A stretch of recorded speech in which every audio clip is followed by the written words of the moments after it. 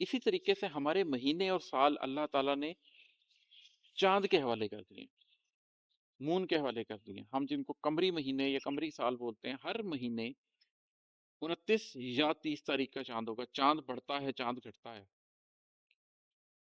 ہر سال عید الاضحیٰ، عید الفطر علیحدہ تاریخوں پہ آتی ہے، اس سے بھی ہمیں پتہ چلتا ہے کہ وقت کس طرح سے چل رہا ہے۔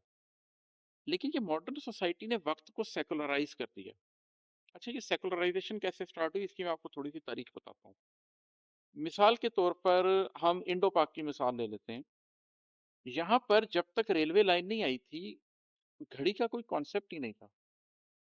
لیکن جب ریلوے آئی تو اس کے احساس ہوا کہ ٹرین نے کس ٹائم جانا ہے، اس کے لیے ہمیں وقت بنانا پڑے گا۔ تو سب سے پہلے انڈیا میں مدراس ٹائم کا آغاز کیا گیا، اور وہ جو ٹرین تھی وہ مدراس ٹائم کے حساب سے جہاں جہاں ٹریول کرتی تھی اس کے لیے وقت آ گیا۔ پھر اس وقت نے جب سوسائٹی میں جانا شروع کیا تو شروع میں لوگوں کو بہت عجیب لگا، اس لیے کہ پہلے لوگ گفتگو اس طرح کرتے تھے کہ صبح صادق کے وقت یہ کام کریں گے، چاشت کے وقت یہ کریں گے، زوال کے وقت یہ کریں گے، سورج ڈھلتے وقت یہ کریں گے، غروب کے وقت یہ کریں گے، تہجد کے وقت یہ کریں گے۔ تو یہ ایک وقت زندہ جاوید تحریک کی طرح ہمیں محسوس ہوتا تھا۔ لیکن وہ آہستہ آہستہ جیسے جیسے دنیا نے ترقی کی اور ٹیکنالوجی آئی تو وہ وقت 24 گھنٹوں میں ڈیوائڈ کر دیا گیا۔ اب وہ وقت ان پہروں کا محتاج نہیں رہا، اب وہ وقت گھڑی کا اتنا محتاج ہو گیا کہ ہر شخص وقت پوچھتا ہے، ٹائم پوچھتا ہے، 3 بجے ہیں، 5 بجے ہیں، 7 بجے ہیں۔ ٹیکنالوجی کی دنیا میں تو اس کے فائدے ہی ہوئے ہیں، مادی زندگی میں تو اس کے فائدے ہی ہوئے ہیں، اس کے اوپر کوئی بحث نہیں ہے۔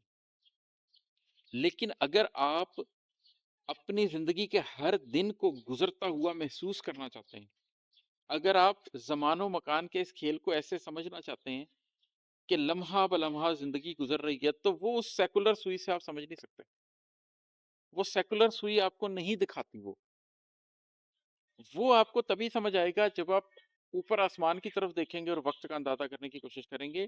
آپ میں سے کبھی کسی کے پاس وقت ہو اور اس کے پاس ہفتہ 10 دن کی چھٹیاں ہوں، کہیں ناردرن ایریاز میں گیا ہو، تو ذرا گھڑی اور موبائل پھینک کر دیکھیے کہ میں اس کے بغیر ہی جیوں گا، اور تیسرے ہی دن آپ کو اپنی کیفیت میں ایک تبدیلی نظر آئے گی کہ آپ مجبور ہو گئے ہیں کہ سورج کے نکلنے سے، سورج کے ڈوبنے سے، زوال کا وقت آنے سے، چاند کے نکلنے سے، چاند کے ڈوبنے سے وقت کا اندازہ کریں۔